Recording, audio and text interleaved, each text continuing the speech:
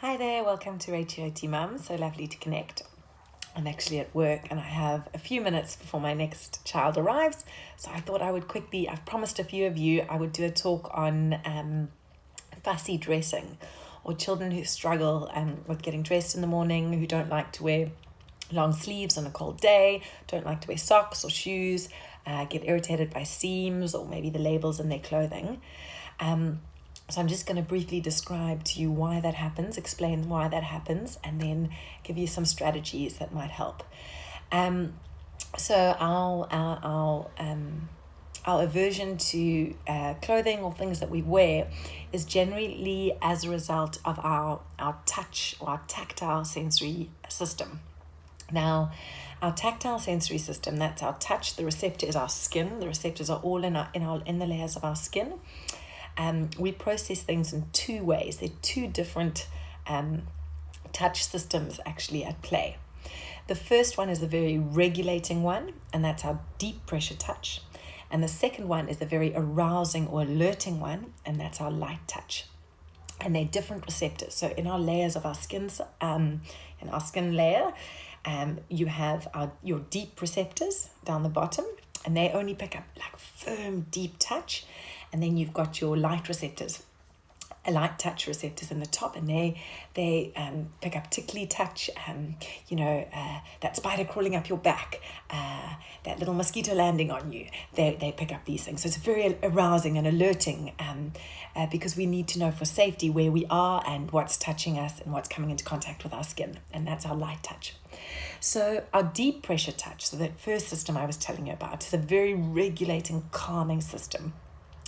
It's one of the first sensory systems that develops and goes to the brain. If you think in utero of the baby, encapsulated in an amniotic sac, and fluid all around it, and pressure, because the sac is it's pressing in on the baby as the baby grows. So those deep pressure receptors are actually being triggered the whole time when the baby is in that final trimester and growing, and it's like a message to the brain all the time saying, like, this is who you are, this is your body, this is the feeling of you, this is where your skin is, this is your outside, this is your perimeter. And it's a very myelinated pathway to the brain, which means it's very quick, it's very efficient pathway to the brain, and it's very regulating. It tells our brain where we are, and if we know where we are, we feel better. The brain can't keep us safe if it doesn't know where we are. So by activating those deep receptors, we tell the brain where we are and we feel better. It's very calming. You'll know if you have a massage, you feel very calm, you feel really regulated. And that massage, often we say, like, oh, how firm would you like? And I'm very firm, because that's really regulating for us. And it's not only regulating while you're having the massage. There's a hangover afterwards. You feel good for a little while after a massage. So those hormones and those neurotransmitters that are released with that calming parasympathetic nervous system, they stay in our system for a while and they keep us nice and calm. Now our light touch, it's the opposite. It's alerting, and as I said, it's that spider crawling up your back. You need to respond quickly. You need to know it's there, and it triggers our sympathetic nervous response, which is our stress response, our fight or flight response. So we need to react quickly, and we need to know it's there. So when those systems are balanced and they're working well together, light touch isn't threatening. We process it. If it's an unusual, unfamiliar light touch, we might get a fight or flight response because it might be the spider.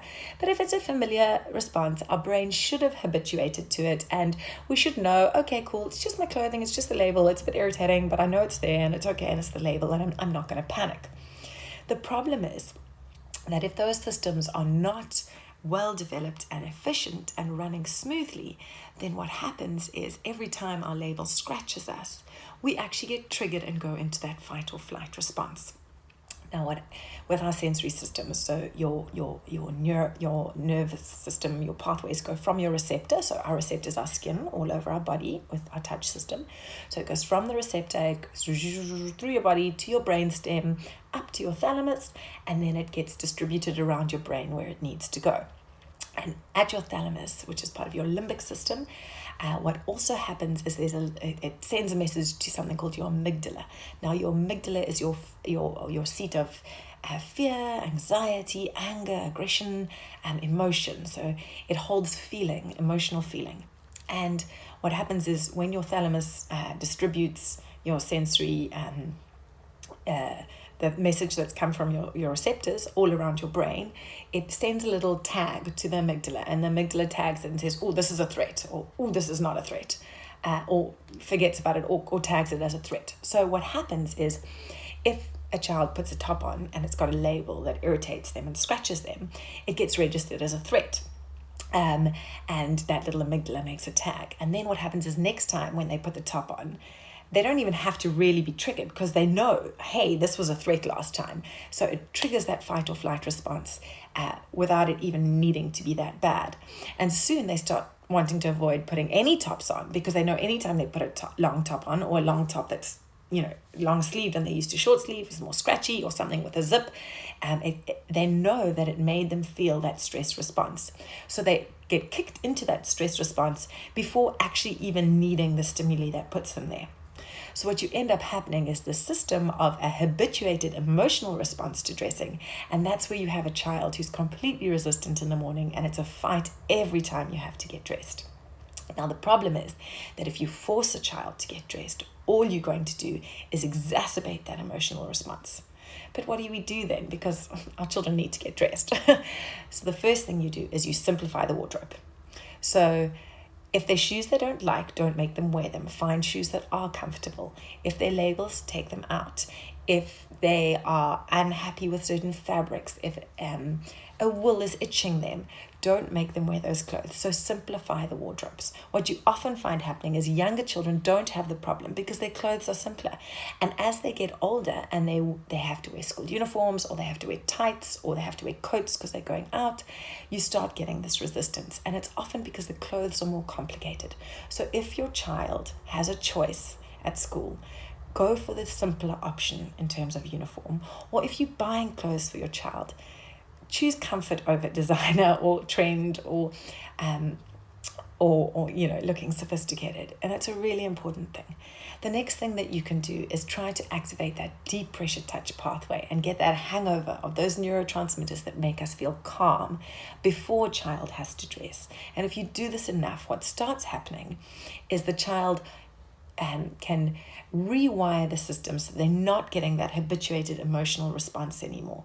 So doing something like having a few different massage oils that you've chosen with them, they like the smell of, getting them to choose a massage oil, and doing a nice firm massage on their back, down their arms, on their legs before they get dressed is going to be a great preparatory exercise for when they then put their clothes on.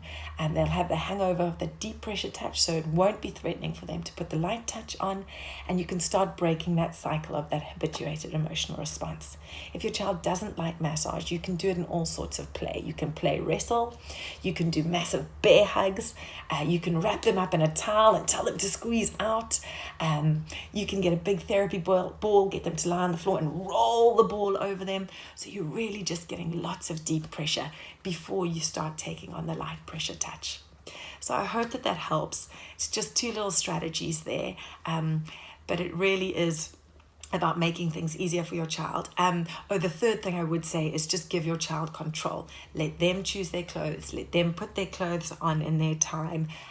Don't add the extra pressure. So if you know it's a fight in the morning, try and eliminate other things they have to do in the morning so they have longer to get dressed. Because any added pressure that you're going to add to that morning is going to lower their thresholds and their tolerance, and the fight's going to be bigger. Okay, so those are the 3 things. Reduce other stress, simplify clothing, and do a lot of deep pressure touch before. I hope that that's useful. I hope that helps. Send me your questions, send me your experiences, and don't fight your child on this one. You'll make the situation worse. Okay, have a wonderful week, and we'll chat again soon.